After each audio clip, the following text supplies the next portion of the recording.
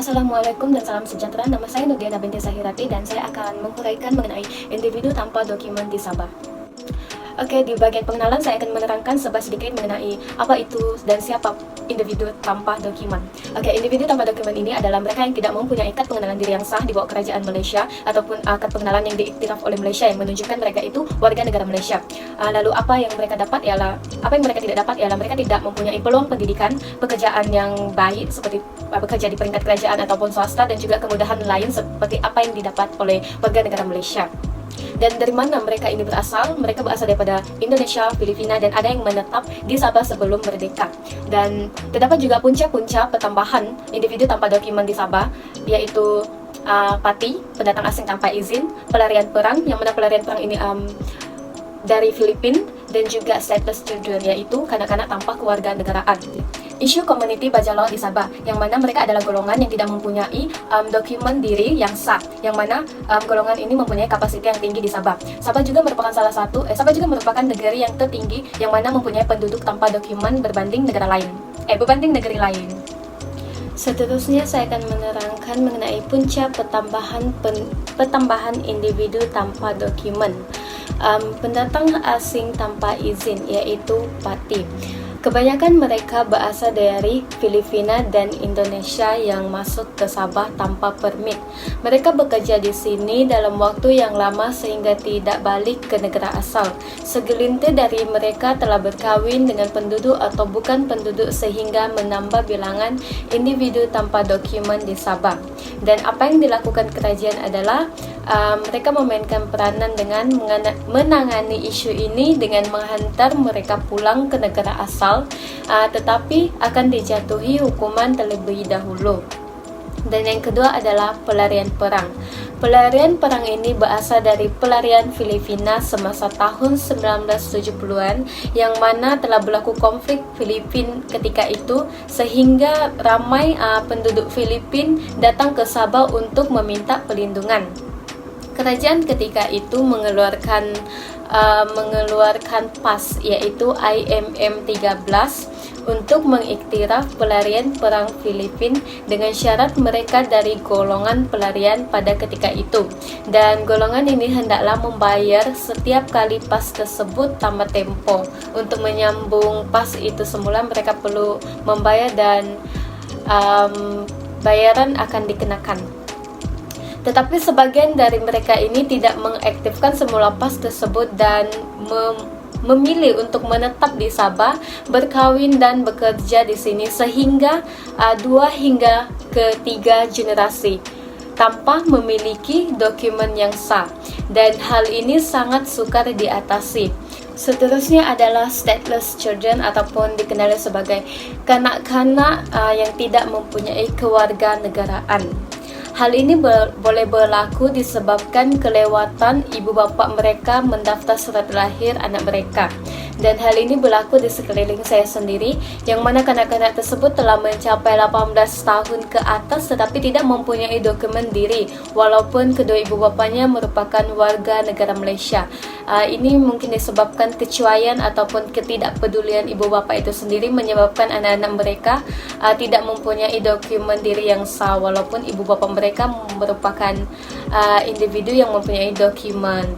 Dan yang kedua adalah masalah kekurangan dokumentasi, yaitu mungkin terjadi disebabkan kekurangan satu dokumen penting yang menyebabkan urusan menjadi sulit, memandangkan kerajaan sangat teliti untuk memberi kewarganegaraan kepada individu.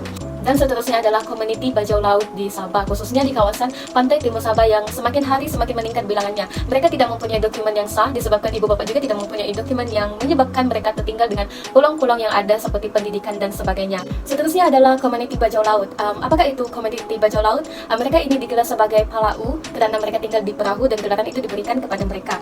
Dan mereka juga digelar sebagai sea guides, yang kerana bangsa ini mereka mempunyai kehandalan dalam menyelam, menangkap ikan di dasar laut tanpa menggunakan bantuan pernafasan.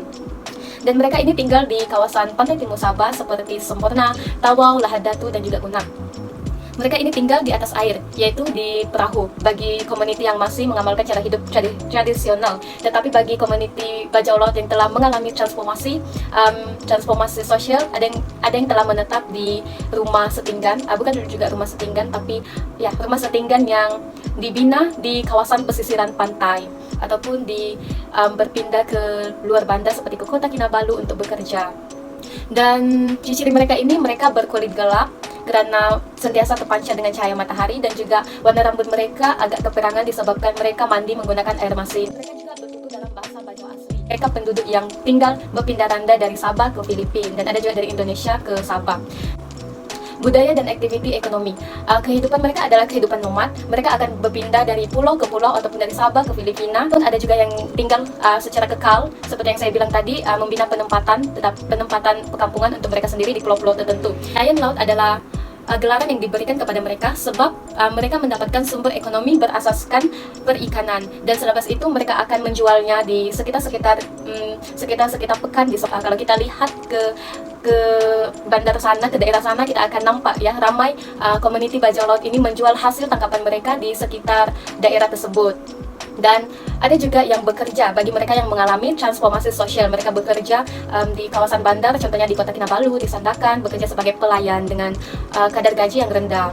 Dan ada juga di antara mereka ini telah terpengaruh dengan budaya meminta-minta, yaitu meminta uang kepada pelancong ataupun penduduk tempatan, yang mana budaya ini semakin menjadi yang menimbulkan ketakutan, kerisauan terhadap penduduk tempatan. Semestinya hidup tanpa dokumen akan mengalami ancaman dan juga cabaran. Begitu juga kepada komuniti bajau laut.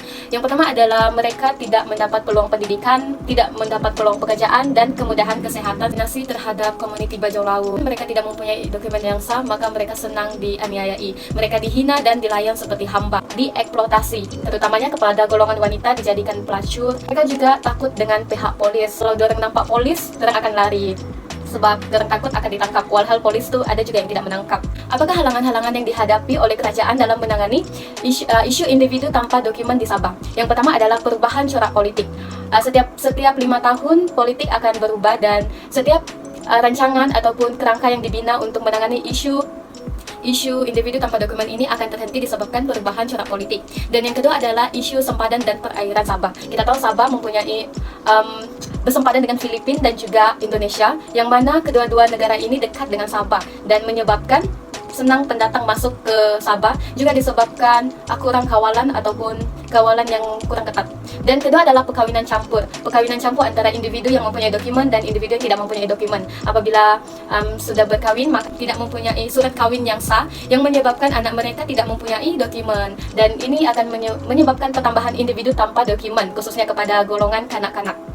Dan seterusnya adalah sikap xenofobia, yang mana mungkin segelintir penduduk di Sabah tidak setuju terhadap rancangan kerajaan untuk memberi dokumen kepada individu tanpa dokumen seperti bajau laut, pelarian perang, dan juga pati. Mereka tidak bersetuju karena mereka akan takut lebih ramai lagi datang ke Sabah. Dan seterusnya adalah dokumen secara haram. Dokumen secara haram ini mungkin berlaku di kalangan individu yang mendapatkan kad pengenalan secara haram melalui rasuah dan sebagainya. Dan ini adalah halangan-halangan yang dihadapi oleh kerajaan dalam menangani isu individu tanpa dokumen di Sabah. Sekian, itu sahaja dari saya mengenai individu tanpa dokumen di Sabah. Terima kasih.